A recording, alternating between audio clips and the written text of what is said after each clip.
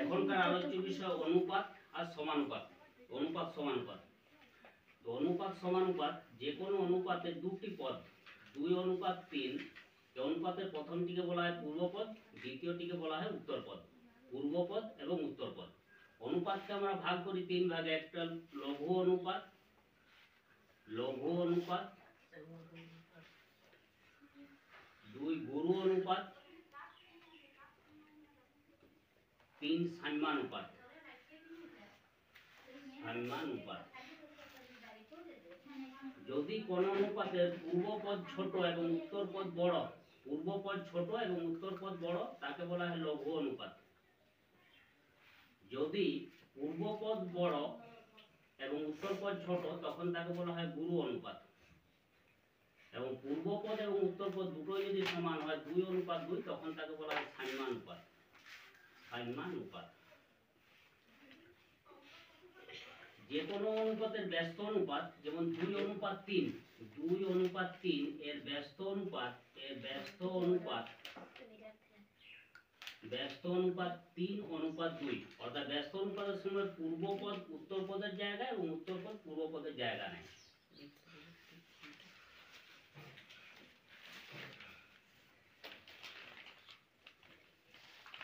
দেখ ওই প্রথম চ্যাপ্টারটা থেকে যেগুলো ইউনিট টেস্টে আসার সম্ভাবনা আছে।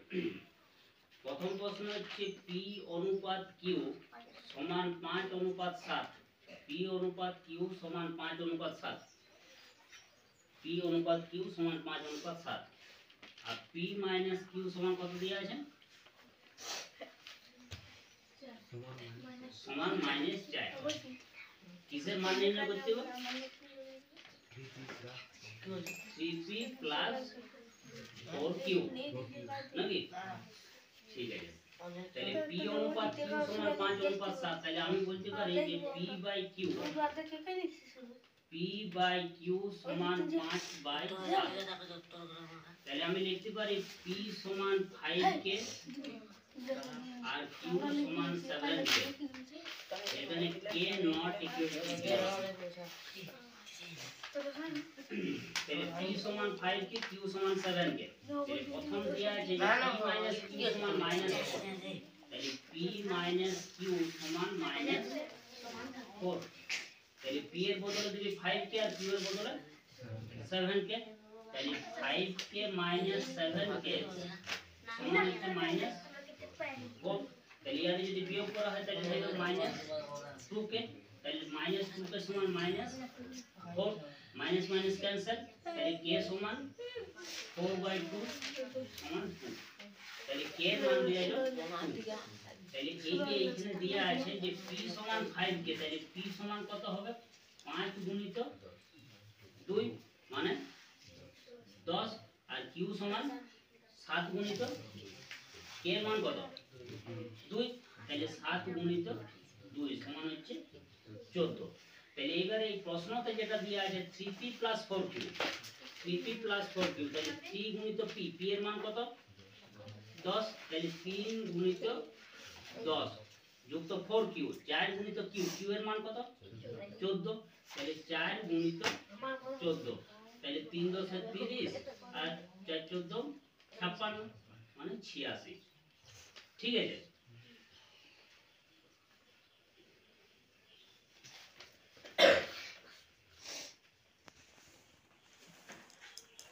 দ্বিতীয় প্রশ্ন দেখা আছে একটা, ওইখানে প্রশ্নটা আছে প্রথম দিকে আছে, ওই উপরে x² অনুপাত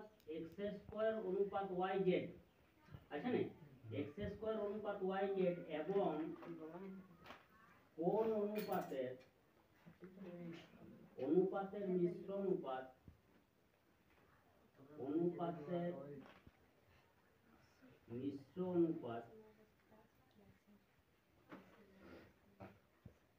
xy অনুপাত z² আছে তো?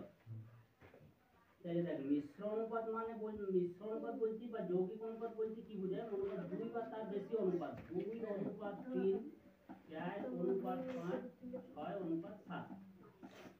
এর তিনটে অনুপাত, 2:3, 4:5 আর 6:7। তাহলে মিশ্র অনুপাত বা যৌগিক অনুপাত হচ্ছে পূর্বপদের গুণফল আর মিশ্র অনুপাত। তাহলে এই যে এইটার সাথে কোন একটা অনুপাত ছিল যার মিশ্র অনুপাত করা হচ্ছে, তাহলে প্রথমে ধরবি ধরা যাক অনুপাতটি হলো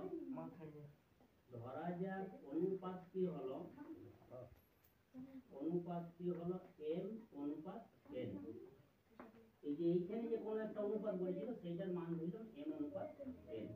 তাহলে মিশ্র অনুপাত নিশ্চয়ই ইয়ার ছিল x স্কয়ার প্রথম পদ আর ইয়ার ছিল প্রথম পদ m, আর ইয়ার উত্তর পদ ছিল yz আর ইয়ার ছিল n। তাহলে এইটার গুণফল দিলেন যে এইটা, তাহলে মিশ্র অনুপাত হচ্ছে x স্কয়ার গুণিত m অনুপাত yz গুণিত n, তাই তো? ইয়ার পূর্বপদ এইটা সমান কত দিলেন সে অনুপাতটা xy অনুপাত z স্কয়ার, মানে xy অনুপাত z স্কয়ার। তাহলে আমি বলতে পারি যে x square m by yz n সমান xy বাই z স্কয়ার। ঠিক আছে, এই যে ইয়াদের গুণফল বা ইয়াদের গুণফল সমান এইটা বাই এইটা। তাহলে আমি এইখান থেকে আর যদি গুণ করি তাহলে আমি এটা বলতে পারি যে x square z square m সমান yz n ইনটু xy, মানে এটা হচ্ছে y square x z n। দেখো y স্কয়ার ইয়ার x ইয়ার z আর ইয়ার n। তাহলে এইভাবে বলছি x square z square m সমান y square x z n। তাহলে m বাই n সমান m বাই n মানে এটা আগে দিচ্ছি y square x z by x square z square. তাহলে m বাই n সমান বলছি y square x z by x square z square. তাহলে ইয়ার z একটা ইয়ার z একটা ক্যান্সেল করবে, ইয়ার x একটা ইয়ার x একটা ক্যান্সেল করবে, তাহলে উপরে রইল y স্কয়ার আর নিচে কত রয়েছে ইয়ার একটা z আর ইয়ার একটা z চলে গেল, আর ইয়ার একটা x ইয়ার একটা x চলে গেল, মানে কত রয়েছে x আর z। তাহলে y স্কয়ার অনুপাত x z। তাহলে নির্ণয় যে পরের অনুপাতটা হচ্ছে সেটা y স্কয়ার অনুপাত x z। a অনুপাত b সমান এই যে হ্যাঁ 6, a অনুপাত b সমান 6 অনুপাত 7, b অনুপাত c সমান 8 অনুপাত 7। এখন কার অনুপাত নির্ণয় করতে বলছি a অনুপাত, তাহলে a অনুপাত c। তাহলে দেখ আমি তোর দিকে আগেও বলেছিলাম যে যখন দুটার অনুপাত নির্ণয় করবি, দেখ a অনুপাত c মানে দুটো পদ, যখন দুটার অনুপাত নির্ণয় করবি তখন গুণফল দ্বারা প্রকাশ করবি, মানে a বাই b সমান 6 বাই 7 আর b বাই c সমান 8 বাই 7।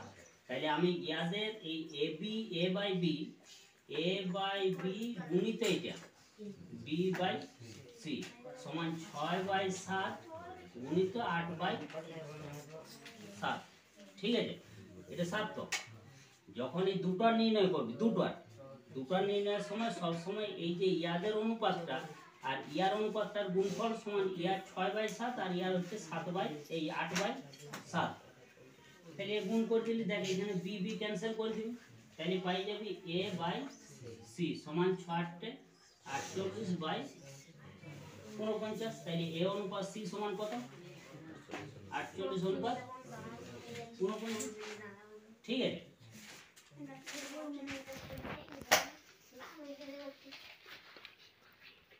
দেখ এবার আরেকটা প্রশ্ন আমি বলছি, এটা একটু লিখে লেখা দেয় 3x square plus 2y square সমান 5xy। ঠিক আছে, এটা এখানে নাই। 3x square plus 2y square সমান 5xy, x অনুপাত y সমান কত? x অনুপাত y সমান কত?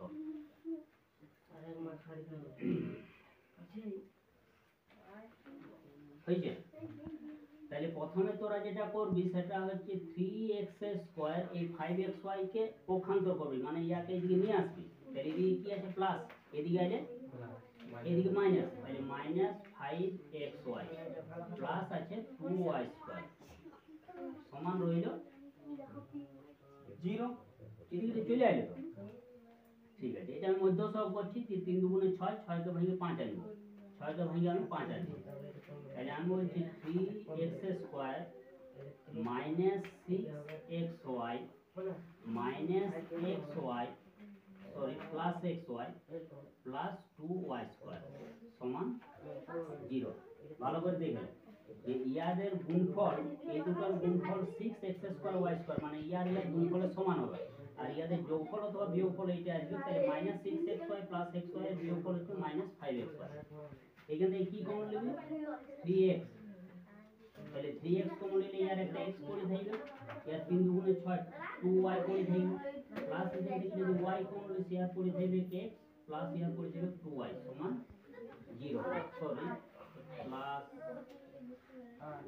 x স্কয়ার আমাদের কি ছিল x square plus y square minus 5xy, x square plus 3y square plus 4y square minus 5xy, তাহলে minus 6xy plus 2y square.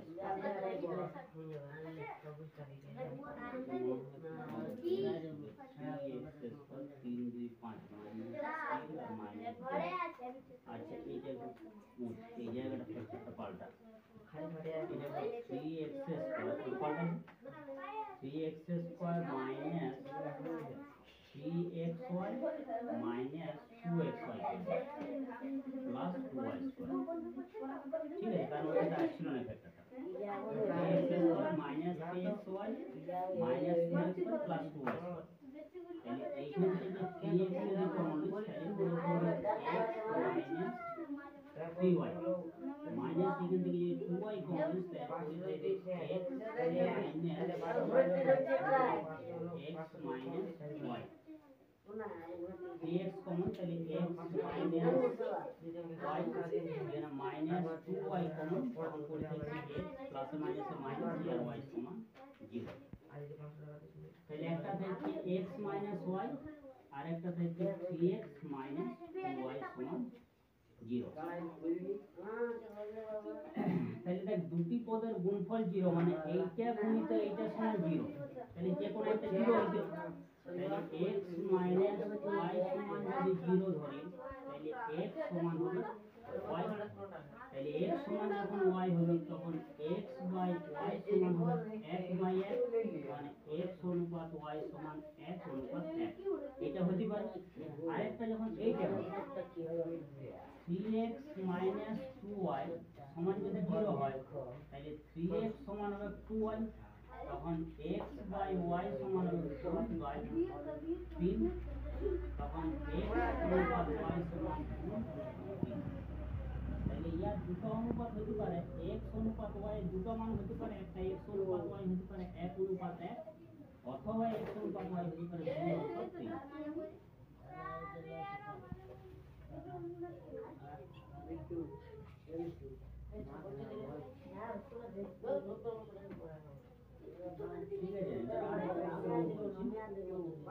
ঠিক আছে, x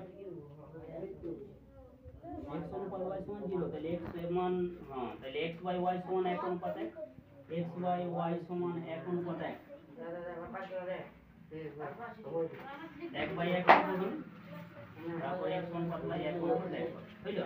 আরেকটা কত 3x মাইনাস 2y সমান 0, 3x মাইনাস 2y সমান 0, তাহলে 3x সমান মাইনাস 2y টা গেলে প্লাস 2y, তাহলে x বাই y সমান 2 by 3,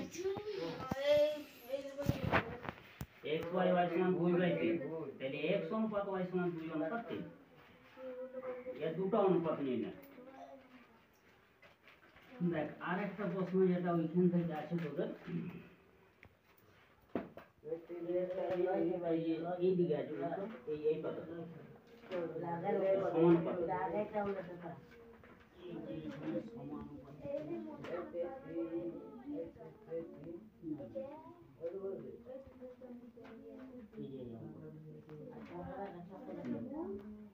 x Anu x 12 y 27 নাকি কি আছে x 12 আর আছে y 27 এটাই তো এর ক্রমিক সমানুপাতিক সমানুপাতিক এখন বলছি x ও y এর ধনাত্মক মান নির্ণয় করো মানে যে মানগুলো x y দিলে সেটা মাইনাসের মান হবে না সেটা প্লাসের মান হবে ঠিক আছে তাহলে যদি এরা ক্রমিক সমানুপাতিক হয় তাহলে তুই এইটা বলতে পারিস যে x বাই 12 x বাই সমান বলতে পারিস 12 বাই y 12 বাই y সমান বলতে পারিস y বাই 27 এটা বলা যেতে পারে তাহলে আমি দুটো নিয়ে ধরছি তাই প্রথমে এইটা ধরছি তাহলে x বাই 12 সমান 12 বাই 27 যদি তাহলে আড়াআড়ি যদি আমি গুণ করি তাহলে x y সমান কত হবে 12 গুণিত 12 হয়েছে এবার এই দুটো ধরছি তাহলে এই দুটো ধরলে হবে y স্কয়ার সমান 12 গুণিত 27 y স্কয়ার সমান 12 গুণিত 27 ঠিক আছে তাহলে y স্কয়ার সমান যদি 12 গুণিত 27 হয় তাহলে y স্কয়ার বা y সমান হবে √ ওভার 12 গুণিত 27 এই বর্গটা ওইদিকে গেলে বর্গমূল যখন এদিকে স্কয়ার ছিল যখন ওইদিকে যাবে √ ওভার মানে বর্গমূল হয়ে গেল তাহলে y সমান 12 কে যদি তুমি ভাঙো তাহলে 2 গুণিত 2 গুণিত 3 2 গুণিত 4 3 12 আর 27 কে যদি তুমি ভাঙো 3 গুণিত 3 গুণিত 3 হবে তো 27 কে তাহলে রুটের বাইরে জোড়ার একটা করে দিয়ে যাবো তাহলে মোট 2 কটা আছে দুটো তাহলে একটা 2 বাইরে বেরিয়ে গেল 3 কটা আছে একটা দুটো তিনটে চারটে তাহলে কটা বেরিয়ে গেল দুটো তাহলে 3 থেকে 6 9 9 দুগুণ 18 তাহলে y সমান হয়ে গেল 18 এখানে y এর দুটো মান হবে মানে প্লাস মাইনাস দুটোই হবে কিন্তু এখানে যেহেতু আমাকে মাইনাসের মানটা গ্রহণযোগ্য নয় মানে ঋণাত্মক মান বলতে বলে না ধনাত্মক লিখতে বলেছে তার জন্য y সমান আমি লিখছি 18 তাহলে y এর মান চলে আসবে 18 চলো তুমি বলেছো x গুণিত y সমান 12 গুণিত 12 তাহলে x গুণিত y এর মান কত বলছো 18 সমান 12 গুণিত 12 তাহলে x সমান হচ্ছে 12 গুণিত 12 বাই 18 হবে 6 দিয়ে কাটছি আমি 6 3 18 6 দুগুণে 12 3 দিয়ে কাটছি 3 4 12 তাহলে 4 দুগুণে 8 তাহলে y এর মান কত আর x এর মান কত 8 ঠিক আছে এটা তোরা পারবি করবি ওইখান থেকে আমি আরেকটা অঙ্ক বলে দিচ্ছি এটা তোরা লিখে নে এটা বইয়ে নাই